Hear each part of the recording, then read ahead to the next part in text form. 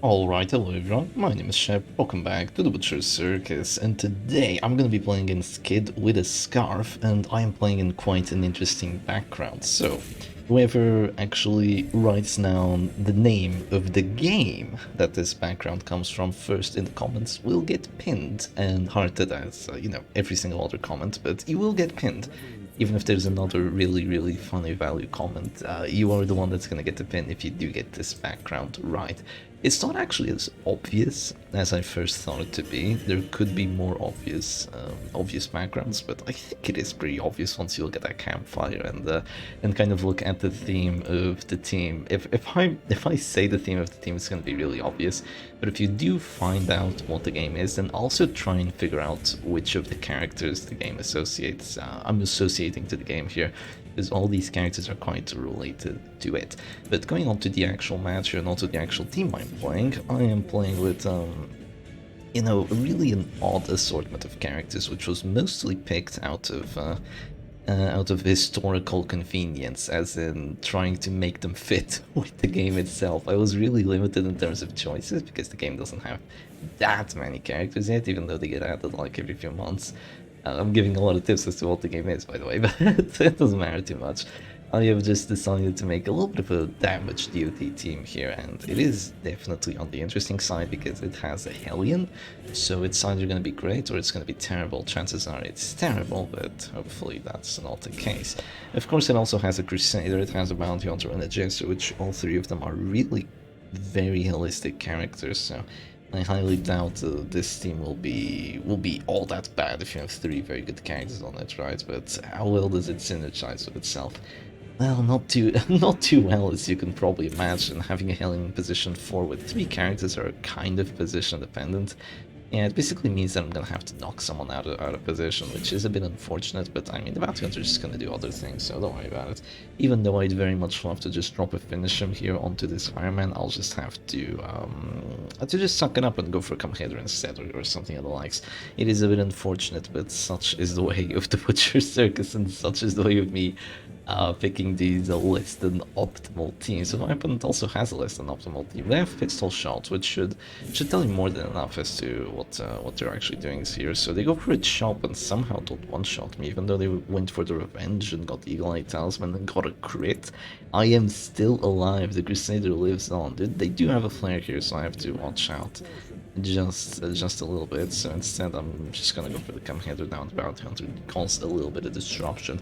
This is gonna make it so there can't be any duelist advances, meaning that all that Harman can do is pistol shot, and pistol shot is absolutely atrocious, so I highly doubt they even try doing it. They're actually gonna go for the quick bounty here, which is a bit surprising because, yeah, that's why it's a bit surprising. This ability sucks. It only has 90 accuracy. You can bring bounty notice, but it honestly also sucks as a trinket. It's like the Arbalist's trinkets, which she conveniently doesn't have here, is pretty much the only trinket that's like good mark synergy. I guess the training whistle for the doggy is okay as well. You get like 8 crit from it, but it's better. It's not even good for his Bounce Rush. It's better for his AoE because crit chance works better on AoE abilities, because then you apply the 8% crit to each and every single character you hit. But I digress. In terms of what this Bounty Hunter is doing, he just has a finisher and the Jack Chopper, so he's trying to go for a little bit of damage. But if you run this, you really need some accuracy buffs if you actually want to do anything here. I'm surprised my opponent doesn't just wait or something and go for the flare or something it likes. They're just gonna give me a pretty free stun here, which I will take for 14 damage. Wow. Yeah, that's the revenge debuff coming in handy here. 14 damage stun with the Crusader. Did I just get 2 stuns in a row? I did, didn't I? I got 2 stuns in a row. Here's the thing. Before I recorded this video, I actually tried this team out, but sadly I ran into novices, so I've only managed to start recording now. And what happened was, in the very first match I did, my Crusader got 3 stunning blows in a row, and I think that he just got 2 in a row now, which is really quite insane. So yeah, he's getting very lucky today. He is getting very lucky today. I was about to think, I was thinking about him being in a competitive setting, and then I remembered this weekend's tournament, which is actually not going to be this weekend, as in the semi-finals and the finals from the losers bracket, as well as the grand finals, will actually be postponed another week because one of the players has to deal with their exam finals, which for some reason happened on Saturday. I don't understand why, but I guess it's just a different schooling method they have there in China, because it is one of the Chinese competitors that is still remaining. I think there's two here, actually. I think there's still two remaining Chinese competitors, so that's pretty cool. Now, in terms of how this match is actually going, it's been a bit hectic, but I can just go for a pull here, and I do get the death blow. Do I get the pull as well? Yes, I do. Wonderful. And now the Leopard's in position 3. I'm ready to finale, and even though they can go for a death blow here on my Crusader, I still have a Hellion? Question mark? I mean, Hellion is okay-ish. She has decent death blow chances with the Wicked Hack. They're definitely not great by any means, but I mean, they're decent. What I'd love to do here is not be dazed. Actually, I could stay dazed and just go for a Dirk Snap, but I do 6 to 11 damage. You know, the Hellion, let's talk about the Hellion for a little bit and why she absolutely sucks. Oh, I really hate getting that crit there, but it's fine.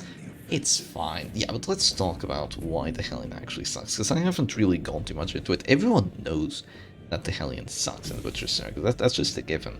But why? Why is she so bad? Oh, I actually had a really good video on it, the Hellion.exe video, but sadly it got deleted. It didn't get deleted, but I absolutely can't even show it anywhere on YouTube, even being demonetized. Even with the video demonetized, I still can't show it. Maybe I can try and re-upload it, and YouTube won't be too angry. We'll see about that. But I have a really good video, like a really good edited video, trying to showcase just why she's so freaking terrible. But going on to it in a more scientific basis, well, let's have a quick look at her abilities. Wicked Hack, 90 accuracy, really not that good. Probably her best ability though, plus 30% death blow chance can come in handy. Would be really nice if it had like just a touch more accuracy, or if it had like a damage mod. I've gone into a full rework on the Hellion, which honestly made her a little bit overpowered, so if you want to watch that, just I'll put a link in the description if I remember. But you can just go ahead and watch my full rework for the Butcher Circus, like all the characters and all the fun stuff, where I make the Hellion completely overpowered. So that is a pretty funny one. But this ability is honestly just decent, but it's definitely not a good bread and butter like it is in the base game. I think that's how it's used in the base game. I'm not very, I'm not the base game guy. That's not me. I'm not gonna give you the best strategies for that game. I'm just not great at it. I didn't even finish it, honestly. I went as far as the Countess. I did a lot of those things. I did like all the champion level guys, but I mean, I only played like 200 hours of it. I think out of my 1,200 hours in Darkest Dungeon, like 1,000 of them are in the Circus. And out of all the quests, I didn't even do the Darkest Dungeon. I didn't even do the Shuffling Horror, to be completely honest. I was just really young, and the quest was really scary, so I really didn't want to do it, and I ended up not doing it. I remember looking at how the characters, after doing like a few Darkest Dungeon quests, like all went... I'm not gonna spoil it, by the way, but all went like with their Eldritch things and like just popping out, like the guy the provisioner guy before you start the quest or whatever. I just looked at that and I was like, nope, I'm not doing that. I'm not doing that. I don't enjoy this part of the game. I'm just gonna go into mods and I'm just gonna enjoy that instead. And that's literally what I did. And also, if you do that too, maybe not that smart, because you do want to finish the Darkest Dungeon yourself. I bet it's quite exciting. It's just not something that excites me that much. But yeah, I didn't do the Shuffling Horror. I didn't do the little Templar guys that you need to have like the torches or whatever. But I'd still say I'm relatively experienced. But yeah, bread and butter abilities like Wicked Hack do not work in the Butcher Circus, like Smite, Crush, using those abilities just because, oh, let me do a little bit of damage here. It's just not gonna work. Your abilities need to do something else. You're gonna look at either you one-shot characters, that's kind of what you're trying to do. Either you hit them really hard / one-shot them, or you need to do something else. You need to apply a stun, you need to reposition yourself, you need to reposition your enemy. There's really lots of things that you have to do at the same time if you want to be competitive, because the rest of the enemy characters are all doing it, right? The rest of the enemy characters are all going for pulls and pushes and have either really good killing chances or whatever. In terms of Iron Swan, this might actually be the worst ability in the Butcher Circus, believe it or not. And why is it the worst ability in the Circus? Well, for starters, you have to be in position 1 to use it, and that's really bad because you cannot guarantee you'll stay in position 1 on any team with any character, even if you bring exotic snuff on her. She has 15 move resistance, so even if you bring exotic snuff on her, it's still not going to work, and I'm going to explain the rest in match 2. So, the reason why, by the way, here we are into the second match against Alan XP, so it looks like they have a very, this is an interesting team. I still see pistol shots, so I disagree with the team setup already. I also see Sanity's Bane, this is a stress, wow. Vulnerability hacks, okay, I actually like this team, I actually like what they're going for here, this looks pretty neat, but yeah, I did make one change to the team, now I have Soul on the chest, so, oh, you want to go Caltrips, okay, let's do it, man, let's do it. Let's do the Caltrips trade. I don't care if I should be going for the pulls, I don't care if I should be going for uppercuts. If you want to drop Caltrips, I will drop Caltrips on you, but I kind of have more heals than they do, question mark. I mean, I do have Rally to the Flame here, but they also have weirder construction, so we'll see how that goes. I do have a Jester, so maybe I get the advantage.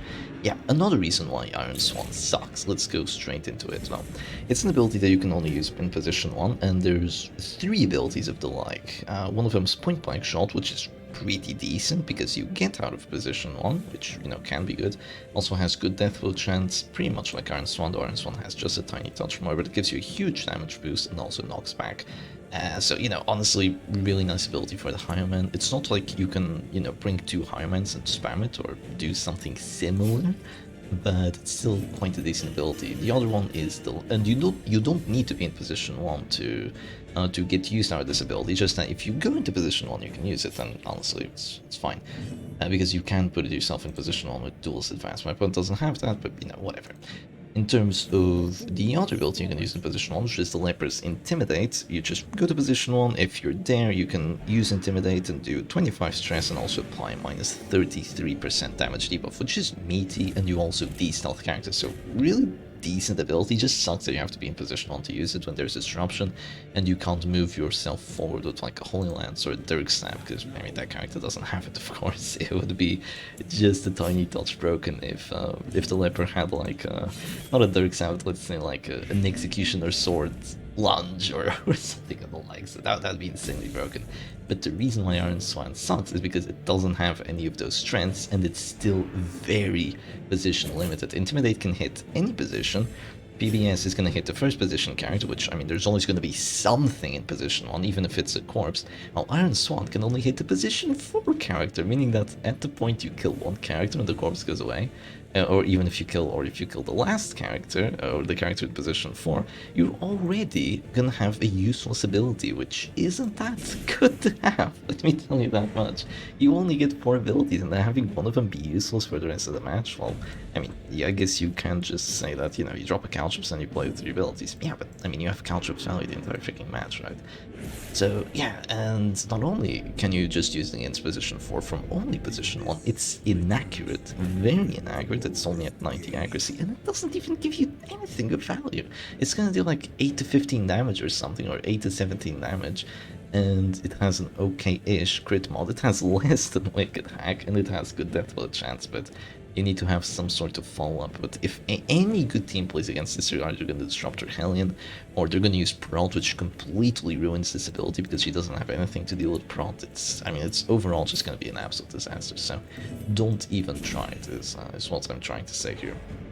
Yeah, let's go on to her other abilities now. But going into the game just a little bit, I do have a threat here, which is the Grave Robber's Thrown Dagger, but hopefully it doesn't get the death blow.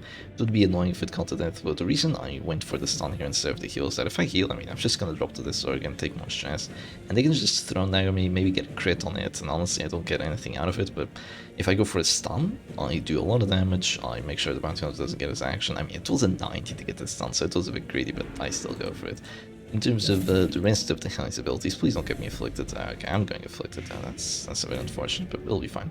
In terms of the rest of our abilities, Terrifying Yop is actually decent, but it also suffers from the same problem that the Hellion has in general. Also, 14, come on, I was hoping for a bit. Oh, come on, I just needed one more and he'd go down to 0, such BS. But yeah, Yop suffers from the problem of it only being useful in positions 1 and 2, which is fine, but she has very low move resistance, meaning that you won't be able to spam Yop indefinitely if, you know, your opponent uses any of like the 50 pushes there are in the Butcher Circus. So that's just a tiny touch unfortunate, but it's not the end of the world either. How many damage buffs do I have? 1? Oh, it's not enough. I could solo and then I'll have 2. And I'll also have a tiny touch more dodge, but they'll also have finish him for me, so do I really want to use it? I'll have a corpse in position 1, which doesn't sound too good, but I'm still gonna do it and just pray that maybe I can get a finale off at my 25 dodge.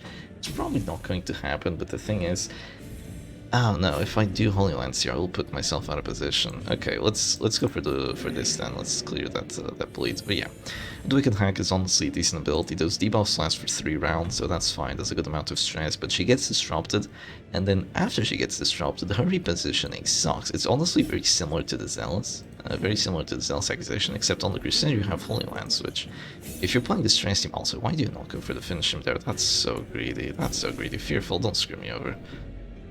Okay, no act out, I'll take it, and that's gonna be just a kill on the bounty hunter, so nice, good stuff. Also getting a crit on it. I mean, let's be honest, Chester's dead, but yeah. The breakthrough, unlike the Holy Lance from the Crusader, does like hits 3 characters, so it can apply the Hemlock Blight, which is pretty good. The Terrifying Yelp can also apply Hemlock Blight, so it's a really nice trinket for her. But it dazes yourself. It also has bad accuracy. Also has a damage debuff, but honestly, I'd be fine with doubling the damage debuff, even tripling the damage debuff. Just get rid of the daze. That daze is absolutely crippling for a damage team, because damage teams absolutely need to have that ability of being able to pick that character now, or pick that character now, or pick that character now. Because as you just saw like a couple seconds ago, I needed to use my Hellion action to bring the character down to 0, and then use my Jester action to use my finisher to actually kill him. You'd be saying, oh, should I just bring the finisher on the Hellion? Yeah, but then you don't have accuracy trinkets, and then she's not gonna hit anything at all, so you're just gonna lose regardless. But dazing yourself on a damage team, while not even, you know, like, it's not even an abomination that transforms, and then he doesn't even daze himself after transforming and doing his action. He dazes himself after transforming and then de-transforming, which is when you can either be Spile to be defensive anyway, or you can go for the self-heal to be defensive anyway. So it's just a terrible ability, just absolutely terrible repositioning ability. And she only moves forward 1, and she also doesn't know what moving backwards is. Like, you can move back 1, you can, even the Fireshot knows what moving back is, the Hellion just doesn't, and while that might not sound too influential, it is quite influential. If you want to move backwards or to like drop a finale or something, go for any sort of play like that, you won't be able to, and it really sucks knowing that a character literally doesn't know what walking backwards is. How is that even a thing? I don't know, I don't understand, but you know, such is the way of the Butcher Circus, I guess. But onto the rest of her abilities, as I've just sprinted through match number 2. It's only been 4 rounds. It's only been 4 rounds. I haven't even mentioned all her abilities. Why do I play so fast? I'm not playing fast. The match is just going by quickly. Yeah, well, what can I do about it? Oh, we're going to If It Bleeds now. Oh man, this is one of the best. Yeah, If It Bleeds, you can use it from position 1. I don't think you can in the base game, but it has 80 accuracy. That's worse than Exsanguinate. 80 accuracy on this garbage ability. She has 1 bleed synergy trinket, which is honestly meh. It gives you 10 accuracy, 20 bleed skill chance, which is fine. But 10 accuracy on 80 is still 90. 90 accuracy is horrible. You need to have like minimum of 100 accuracy to have what you'd consider like okay-ish accuracy, but that's not even everything that's wrong with the trinket. Alright, and here we are straight into a match number 3, so this time I'm actually playing against someone that has 2 dots in their name, so 2 dots, WD, what else can you expect, right? This is actually a Darkest 3 player, so they're not Darkest 1, but they are playing WD, so it's gonna be a fun time, isn't it? Yeah, it's gonna be the funnest of times. So one thing I can go for here, just go for the immediate pull. That's an idea. I can also go for the uppercut on the Crusader, which is kind of annoying. It is kind of annoying. Go for the uppercut on the Crusader here, because I do daze him as well, so that's actually not a terrible idea. But I'm indecisive here. I'm gonna end up dropping a battle battle because honestly my characters just have terrible accuracy anyway, so I'm just gonna do this. And I'm gonna continue to rant about the Hellion, so why else is her If It Bleeds absolutely trash? Well, it has a minus 35 damage mod, so it's really going to tickle, which isn't great. It has 100% base bleed chance, which isn't that great, meaning that even if you do run her... Really? Pull on the Chester against the 40 dodge. What is this guy doing? Okay, well, in that case, I'm just going to... which one do I want to hit? Which one do I want to hit? Juicy damage, no Crusader stun. Yeah, they're both worthwhile. Let's go for the Crusader. Yeah, let's do that. 11 damage. Nice. I'll take it. I'll take it. Very good. Also giving myself 30 procs, so it might make a little bit of a difference there. I'll take it. I'm very confused about my opponent's choice to go for Come Hither on the Chester. Maybe they don't want me to use all my abilities when I want to use them, or something. That might be the plan here. I can go for a finish him now if I want to, and I do 10 to 20. Such a joke. Oh, that isn't. Oh, that isn't whatsoever. That is not a joke. That is actually a hell of a lot of damage. Crit for 26 and crit for 11. Now, if I am to win a match against WD with a Hellion, it's gonna have to be with a hell of a lot of crits. So let's maybe go for another one as I do that. Yeah. You know what? That would be fine if I didn't taste myself, but... Okay, stop, Strap. You've already complained about Breakthrough. Complain about If It Bleeds now. Yeah, she doesn't have great bleed trinkets, and it only has 100% base bleed chance. So even against characters like a Bounty Hunter, you're just gonna fail the bleed. You're gonna do like no damage, and no, for Preceptors you're going to miss. But even if you don't miss, you're still just gonna tickle. You're not gonna do too much. It's honestly just gonna be a terrible time for you. So here I just dropped the finale because my opponent for some bizarre reason didn't heal. Like, what is this guy doing? This is the darkest player. Yeah, they surrendered, dude. I don't want to look at this. This is just disgusting. You lose to a Hellion with that team. I mean, I'm usually don't quote-unquote trash talk my opponents, but if you play WD and you play it like this, I mean, you did go second, but still, it's into a Hellion. It's into a Hellion, unless you're playing drunk or you're already like half in bed. You should not play with your Circus like that. Even the novices were doing better, but fine. Oh no, I don't get to complain anymore, but yeah, Bleed Out's just honestly terrible ability. No, I mean, not Bleed Out, if it bleeds, if it hits is what we usually call it, but let's go straight into the next one. Alright, here we go, straight into match number 4. Now it looks like we have a little bit more of a Strange team here. Strange team with a full bleed flash on as well as Sulfur, and a dog that's going for target whistle for the Arbalist. Okay, that's risky, but I like it. We're gonna have a risky match here, and I accept your challenge. I will go for the solo immediately if you want to mark my Chester. Alright, let's do it. Now I have 70 dodge. Yeah, try and hit that, man. Try and hit that. But okay, on to the rest of the Hellion's abilities. Well, you have Adrenaline Rush, and this is one that some people are gonna give me hate for it. I can already see the comment in the description, but this ability also sucks. It clears Blight and it clears Bleed, but let's consider there's abilities like Houndsary, which after you heal yourself for 4, it's going to hit you again, it's going to do 2 damage, and it's going to bleed you for 2, so you're going right back down to the store. It's not great. This is not like a good rally to the flame. It's better than not having the ability. If you see me playing Hellion, I'm always going to bring it, because, I mean, it's a self-heal, right? But you're not just going to sit in the back and use it like 3 turns in a row, and then, yeah, I'm gonna do so much damage.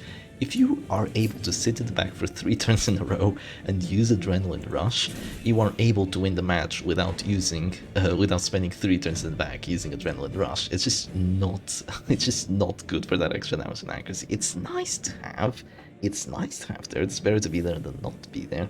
But this ability just feels like a massive waste, because even though it clears debuffs, and check this out, even though it clears debuffs, it doesn't clear the debuffs from the Bleed Out and the Breakthrough, because that's the whole niche about the Hellion, right? She just goes on this barbaric rage, and then she takes a moment to calm herself and get back into the battle. But even in this moment of calming herself, these debuffs from the Bleed Out and from the Breakthrough, these debuffs, you cannot remove them by normal means. They just have to run out on their own. You can't just go ahead and just flare them away or use that ability to get rid of them. It would be nice if you could use that specific ability to get rid of them, and then that would work, but it's just not how it works. Those are the kinds of debuffs like Vendetta or the Finale debuff that you just cannot remove. The only way you have of removing it is through waiting. So it is unfortunate, but such is the way of the Butcher Circus. I might have to enough Finale here, actually. No prot actually. I might have enough Finale, but yeah, it's honestly not that terrible, but it's honestly not that good either, so don't expect it to be great. I guess if you get... Did you really just hit into 55 dodge with your 90 accuracy ability? I mean, I guess 104 accuracy, so it's a bit more, but that's still unfair, man. That is still unfair. 55 dodge when you go for it. Like, you have a mana ramps here with... Okay, no command buffs. Alright, sure. No command buffs, so I guess I can't punish them for not going for it, because, I mean, they don't even have the command buff here, so it was still the best move for them to go for the Hound's Rush, but still, that feels really bad to look at. Come on. Okay, one dodge, thankfully, and let's see, how much damage do I do here? I have a bit of Death Star recovery, so I do 9 to 15 still. It would have been 9 to 16 without the Death Star debuff, but that's going to be yet another early Finale, and that's already a flash on gone from my opponent's team, so that's nice. And let's go on to the Bleed Out. This one's a bit controversial because you can also only use it from position 1, so I guess there are 4 abilities you can only use from position 1. My bad. Hellion has 2 of them, but I don't use either because both of them suck. But thing is, this one doesn't suck quite as much as the Iron Swan. Let me tell you that much. I have seen it win matches single-handedly, because if you do use it, look at its damage mod. It has a plus 20% damage mod, and she has really decent damage base. Like, she has plus 7. She has 17 on her damage. It's actually really good to have 17 damage right there. It's honestly pretty okay. What can I hit here? Honestly, not a lot. Yeah, you want me to show it. Minus 10% damage, right? Now I do her crotch, which is, you know, she takes a moment to calm herself. The damage debuff is still there. Like, what? No, just why? Why'd you do this? I don't get it. I don't get it, because it's not even the Hellion thing from the base game. It's just bad. It's just purely bad. If you are able to take a moment to rest and do it and actually still, you know, be able to be useful in the match, then sure, do it. If it's a possible strategy to actually win and to actually be competitive. But at the moment, it's just griefing. It's just griefing your match. If you play a Hellion like this, my hit chance was still 75, which sucked. I did do a decent amount of damage there, but honestly, there's just so much better stuff I could do than that. And he only has 25 dodge, and my hit chances are still shaky as hell, even with an accuracy trinket.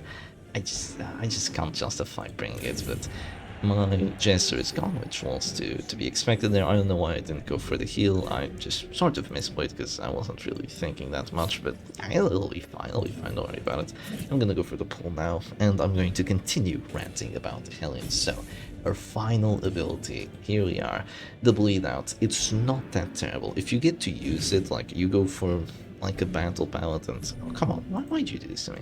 Yeah, you go for like a battle palette, and you get yourself like a razor pin, and you also get yourself like the Savage Gauntlet, so you get plus 5 crit. If you're lucky enough to get a crit on this, which it does have very decent crit mod, if you're lucky enough to get a crit on this, it's gonna crit for like 30, which is huge if you play against like a squishy damage team or something of the likes. If you play against like a stress team with prot, it's still gonna be useless because the bleed chance is only 100, and I guess you...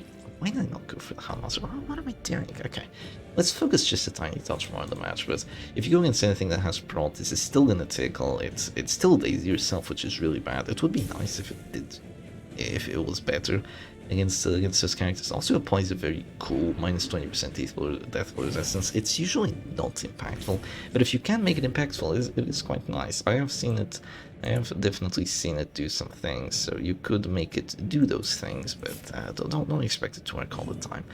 Yeah, I'm gonna go for the Wicked Hack now. I do get a very nice crit for 29. I did still have the damage buff there, right? Yeah, it's just that don't expect this to work every single time. She does have good debuff resistance, but if she was against protection here, or if she was pushed around, just all this wouldn't work. It just wouldn't work even near as well, so don't expect it to happen. I would go for a heal here, but here's what happens. If I go for a heal, I will not be able to use the finish him because then my opponent just guards. So I have to go for the finish him first and just kind of bite the bullet and go for the 83% hit chance, but I do get the death blow there. So yeah, and I mean, chances are you're going to get disrupted and you're never going to get to use it anyway. So and to even hit it, you need to use Battle Ballad first. So even if you go first, you're still going to get disrupted and then you're never going to have a chance to use it. Or if you don't get disrupted and even if you go first, you still have to battle it, or else you're just going to miss. Like, it's going to be like a 65% hit chance, which, I mean, if you're human, you shouldn't go for hit chances like that if you have something like a Battle Ballad just waiting to be dropped. But even if your opponent doesn't have a good amount of dodge, or even if your opponent for some bizarre reason doesn't have any amount of disruption, they're just going to guard and give themselves protection. They're going to tickle anyway, or they're going to have like an Arbos to just clear the bleed, and yeah, it's just not going to work out too well for you. It does bleed for a fair bit. It bleeds for 15, which, I mean, it's not great, but it's not terrible either. Could be worse, right? Could be worse, but I would just not expect that ability to win you too many matches. In one match out of maybe like 12 out of 12, it's going to win the match. It's just that one. Majority of the time, if you do want to play Hellion, you're better off just playing her in the stress team and spamming Yop and praying that your opponent doesn't have pushes. And if they do have pushes, you are better off just praying that you do bring Hemlock and then that your breakthrough works and actually does a lot of blights on their side. You just try to win a little bit out of collateral damage, because applying the Hemlock blights on the breakthrough, she does do a hell of a lot more than the Crusader's Holy Lance if you are playing her in a stress team. But it's, yeah, the self days, it doesn't matter quite as much. It usually doesn't matter quite as much. It also sucks if you want to like try and heal her. And if you do try and heal her, like if they have a damage team or something like a WD, they just transform and push her to the back, and just things aren't gonna work out too well for you. But it's a much better way of playing her than just playing her damage variations. They're just not gonna work. Even though I'm winning 4 matches in a row here, do not use me as an example. Please do not use me as an example as to why the Hellion is good. She's not good. Don't let me give you any doubts. Even though I beat WD with it, I got really lucky. My opponent had a brain fart, and that's the reason why I won against WD. Not because the Hellion is good, because the other characters are good. If you saw what the Hellion did, was like 4 damage to the Crusader, and that was enough for me to drop a finale. But that's really the only thing she did. All the rest that she did was just be lucky that she had a good team and that the opponent wasn't that great. But yeah, that is going to be the rant about Hellion. That is going to be me finishing up this match and finishing up the video actually 4-0 with a Hellion team. It is 4-0, isn't it? Well, let me have a quick look here. I'm not sure if I actually lost one of those, but no, I don't like matching like this. I also would have remembered like Hellion being in position 1 or 2 and just like complaining about it a bit more. Yeah, it was for 4 wins in a row, so nice. No idea who this player was, but 2 dots. Yeah, what can I do about it? But anyway, my lifetime best rank is Darkest 3. The season is going to end in 944 days. I absolutely can't wait for it. If you actually didn't know, tomorrow it's going to say 945 days. So every day that actually passes, the season ending gets further and further away. I'm not sure if this was done on purpose or not, but I mean, what can I do about it? I don't know why my lifetime best rank also says Darkest 3. I've been playing since season 1. I think it says, I think we're like in season 5 or whatever, but I've been playing since season 1. That was Darkest 1 in season 1, so I don't know why it says that. You might be wondering, maybe it's just some sort of bug with like the way the file is named or whatever. I've actually had a look at it, and would you be surprised when I tell you? Let me have a quick look at the ranks. This is actually not Darkest 1. The PNG for this is actually Darkest 2. This is called Darkest 2 in the PNGs in the actual game files. This is just called Darkest. This is Darkest 1, so this is technically the best rank. And this is Darkest 2 in the PNGs, so that's quite an interesting way of putting it. Yeah, anyway, hope you all enjoyed today's video, and I'll see you again another time. Cheers.